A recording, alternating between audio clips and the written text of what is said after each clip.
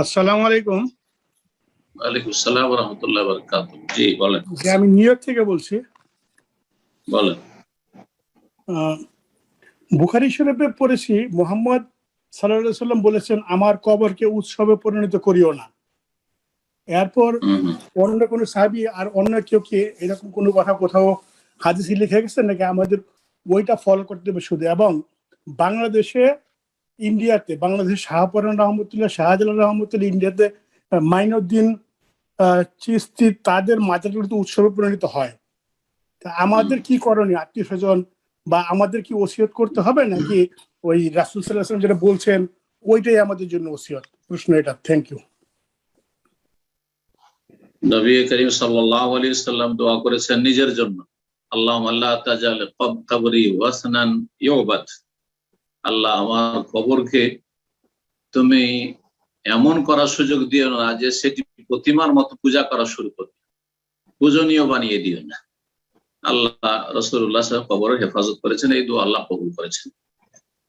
তারপরে উম্মতকে আরেকটি হাদিসে সতর্ক, লা তাত্তাখিযু কবরি ঈদান, তোমার আমার কবরকে উৎসবে পরিণত করিও না। ঈদ বলেছেন। ঈদ দুই অর্থে ব্যবহার হয়। এক অর্থে বাংলা ভাষাভাষীরা বা অনারবরা বুঝি, সেটা হচ্ছে ঈদ মানে উৎসবের দিবস, ঈদে জামানি, যেটা কালগত সময়গত যেটা ঈদ, এটা বুঝি। ঈদুল ফিতর, ঈদুল আজহা, এটা হচ্ছে, এই দুটো হচ্ছে শরীয়ত সম্মত ঈদ।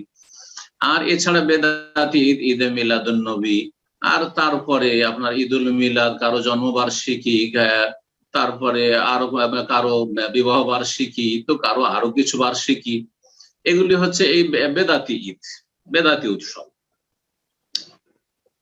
আর আরেকটি ঈদ যেটা অনারবরা বুঝি না, কিন্তু কোরআন এবং হাদিসের ভাষায় সেটা ঈদ বলা হয়, সেটা হয় ঈদে মাকানি, স্থানগত ঈদ। কালগত সময়গত ঈদ হচ্ছে ঈদুল ফিতর, ঈদুল আজহা শরীয়তে। আর ঈদে মাকানি মানে স্থানগত ঈদ। স্থানগত ঈদ, স্থানের দিক থেকে উৎসব। স্থানের দিক থেকে উৎসব হচ্ছে আরাফার মাঠ, তারপরে যে মাশায়ের গুলো রয়েছে, মুজদালিফা রয়েছে, আরাফা রয়েছে, এই জায়গাগুলোতে যে সময়গুলোতে গ্যাদারিং করতে বলা হয়েছে ইবাদত বন্দিগির জন্য, সেই সময়গুলোতে সেখানে অবস্থান করবেন। কিন্তু যদি এমন কোন স্থানে মানুষ সমবেত হয় যেখানে সমবেত হওয়ার প্রমাণ নেই, নিষেধ আছে বরং, তাহলে সেটা হচ্ছে বেদাতি ঈদ। আর সেখানে এই গ্যাদারিং করতে গিয়ে, সমবেত হইতে গিয়ে যদি সেখানে শিরক করে ফেলে, তাহলে সেটা হচ্ছে শিরকি ঈদ। তো রাসূলুল্লাহ সাল্লাল্লাহু আলাইহি সাল্লাম উম্মতকে সতর্ক সাবধান করেছেন যে লা তাত্তাখিযু কবরি ঈদান, আমার কবরকে তোমরা ঈদ উৎসবের স্থানে পরিণত করি, ঈদে মাকানি, স্থানগত উৎসবে পরিণত করিও না। মানে এখানে মেলা লাগে, মেলা লাগায় না। যেমন হিন্দুদের পুজোর মেলা লেগে থাকে, তেমনি বেদাতি মুসলিমদের ওরসের মেলা লেগে থাকে। ওরসের মেলাগুলি সম্পর্ক হচ্ছে মাজারের সাথে। মাজারের এই মেলাকে ওরস কেন বলা হয় অনেকে কিন্তু জানেন না। ওরস করেন তাও জানেন না, আর ওরস করেন না যারা, তারাও অনেকে জানেন না।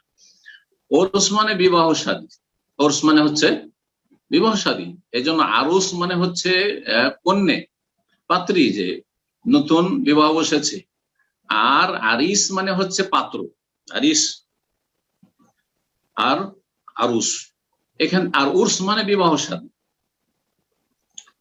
তো এখানে এই মাজারের সাথে ওরসের বিবাহ শাদীর কি সম্পর্ক? এটা হচ্ছে সুফিদের চরম নোংরামি এবং চরম বেয়াদবি রব্বুল আলামিনের সাথে। সুফিদের আকীদা হচ্ছে যে আল্লাহর যে ওলি আশিক, আর আল্লাহ হচ্ছে তাদের মাশুক। সুতরাং শাহজাহান, শাহপরান আর খাজা মঈনুদ্দিন চিশতি, নিজামুদ্দিন আউলিয়া, এরা হচ্ছে আশিক আর মাশুক।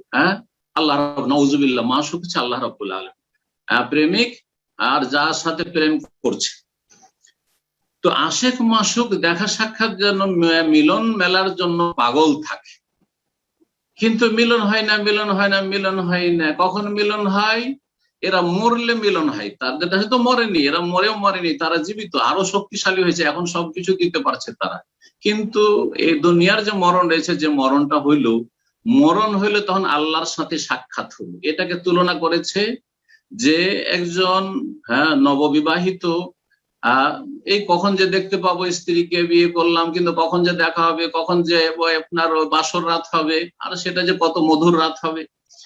তো সেই দিনের মিলনটা যে কত স্বাদের, ঠিক তেমনি এই সুফিদের কাছে আল্লাহর সাথে সেই দিনের মিলনটি হচ্ছে ওই রকমের।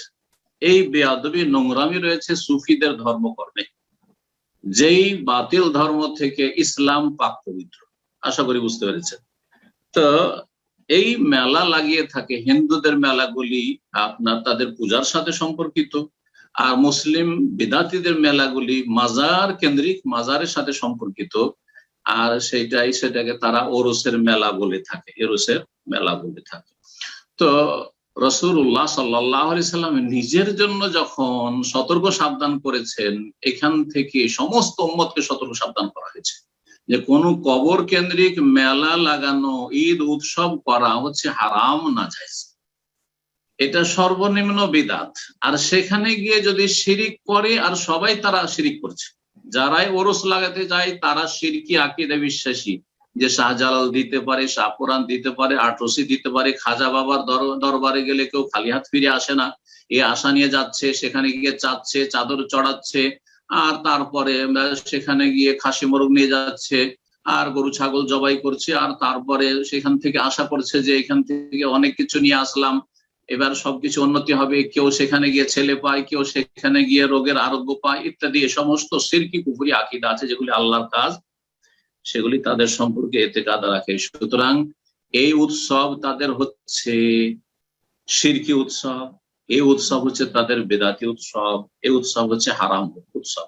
আল্লাহ যেন উম্মতে মুসলিমাকে তাওহীদ বুঝার তৌফিক দান করেন, সুন্নাহ বুঝার তৌফিক দান করেন, এবং শিরক বিদআত থেকে ফিরে আসার তৌফিক দান করেন। জি।